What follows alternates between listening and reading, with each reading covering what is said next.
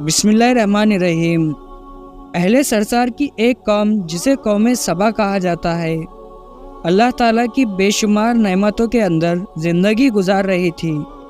یہ قوم ایک عظیم تہذیب اور تمدن کی مالک تھی۔ حضرت داؤد علیہ السلام اور حضرت سلیمان علیہ السلام کی باعظمت حکومتوں کے بعد ان کی حکومت زباں زیادہ خاص و عام تھی۔ کہا جاتا ہے کہ یہ لوگ گندم کے مغز سے آٹا پیس کر روٹیاں پکاتے تھے، لیکن اس قدر اسراف کرنے والے اور ناشکر تھے کہ انہی روٹیوں کے ساتھ بچوں کا پخانہ صاف کرتے تھے۔ ان آلودہ روٹیوں کو اکٹھا کرنے سے ایک پہاڑ بن گیا تھا۔ ایک صالح شخص نے وہاں سے گزرتے ہوئے ایک عورت کو دیکھا جو روٹی کے ساتھ بچے کے پکانے کے مقام کو صاف کر رہی تھی۔ اس شخص نے عورت سے کہا، تیرے اوپر افسوس، خدا سے ڈر، کہیں ایسا نہ ہو کہ خدا تیرے اوپر اپنا غضب ڈھائے اور تجھ سے اپنی نعمتیں چھین لے۔ اس عورت نے جواب میں مذاق اڑایا اور مغرورانہ انداز میں کہا، جاؤ جاؤ، گویا کہ مجھے بھوک سے ڈرا رہے ہو۔ جب تک سرسار جاری ہے مجھے بھوک سے کسی قسم کا کوئی خوف نہیں ہے۔ کوئی زیادہ عرصہ نہیں گزرا تھا کہ اللہ تعالیٰ نے ہوس بازوں اور اسرافکار لوگوں پر اپنا غضب ڈھایا۔ پانی جو کہ زندگی کی بنیاد ہے ان لوگوں سے چھین لیا تھا۔ قحط نازل ہوا، بات یہاں تک پہنچ گئی کہ ان کی ذخیرہ کی ہوئی تمام غذا ختم ہو گئی۔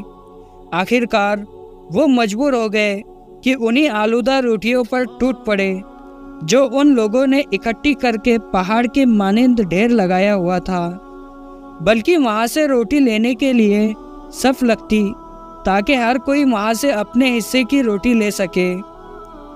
غفران نعمت، قحط اور ان کی بدحالی کے بارے میں متعدد روایت موجود ہے۔ سورہ نحل کی آیت نمبر 112 اور 113 میں یوں ارشاد ہوتا ہے، اور اللہ نے ان قریہ کی بھی مثال بیان کی ہے جو محفوظ اور مطمئن تھا۔ اس کا رزق ہر طرف سے باقاعدہ آ رہا تھا، لیکن اس قریہ کے رہنے والوں نے اللہ کی نعمتوں کا انکار کیا تو خدا نے انہیں بھوک اور پیاس کا مزہ چکھایا، صرف ان کے ان اعمال کی بنا پر کہ جو وہ انجام دے رہے تھے۔ اور یقیناً ان کے پاس رسول آیا تو انہوں نے اس کی تکذیب کر دی، تو پھر ان تک عذاب آ پہنچا کہ یہ سب ظلم کرنے والے تھے۔ ایسی قوم سبا کے بارے میں ایک اور واقعہ بیان ہوتا ہے کہ ان لوگوں نے اپنی زراعت کو بہتر طور پر کاشت کرنے کے لیے پانی ذخیرہ کرنے کی خاطر بلک کے دو پہاڑوں کے درمیان ایک بہت بڑا باندھ مارب تعمیر کیا ہوا تھا۔ سورا اور دوسرے پہاڑوں سے گزرا ہوا پانی اس باندھ میں آ کر کثیر مقدار میں جمع ہو جاتا تھا۔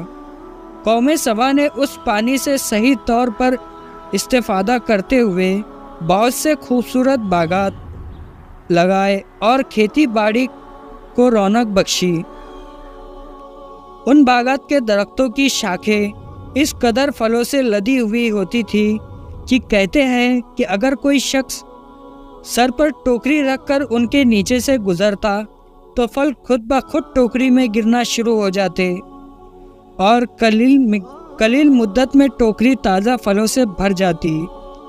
اس قوم کے بہت سارے دیہات اور قریے تھے جو بہت آباد اور آپس میں جڑے ہوئے تھے، لیکن نعمتوں کی کثرت نے انہیں شکر کرنے کے بجائے سرمست اور غافل کر دیا تھا، یہاں تک کہ ان کے درمیان بہت بڑا طبقہ تین گام وجود میں آ چکا تھا۔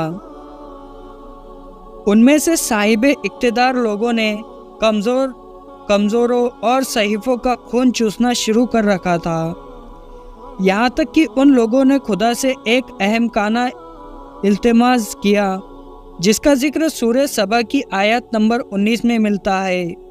انہوں نے کہا، خدایا ہمارے سفر کے درمیان فاصلہ زیادہ کر دے۔ انہوں نے اللہ تعالیٰ سے یہ التماس اس لیے کیا تاکہ غریبوں، بے نوالا لوگ عمرہ اور ثروت مندوں کے ہمراہ سفر نہ کریں۔ ان کی خواہش یہ تھی کہ آبادیوں کے درمیان خشکی ہو اور فاصلہ بہت زیادہ ہو تاکہ تہی دست اور کم آمدنی والے لوگ ان کی طرح سفر نہ کر سکیں۔ اللہ تعالیٰ نے ان مغرور پیٹ کے پجاریوں پر اپنا غضب نازل کیا۔ بعض تواریخ کے مطابق ان مغرور لوگوں کی آنکھوں سے دور صحرائی چوہوں نے مارب نامی باندھ کی دیواروں پر حملہ کر کے انہیں اندر سے کھوکھلا کر دیا۔ ادھر سے بارشیں زیادہ ہوئی جن کی وجہ سے سیلاب آ گیا اور اس باندھ میں پانی بہت زیادہ اکٹھا ہو گیا۔ اچانک باندھ کی دیواریں ٹوٹی، اس سے ایک بہت بڑا سیلاب آیا جس میں تمام دیہات، آبادیاں، مال مویشی، بازار، کھیتیاں، ان کے محل اور گھر پانی میں غرق ہو کر نابود ہو گئے۔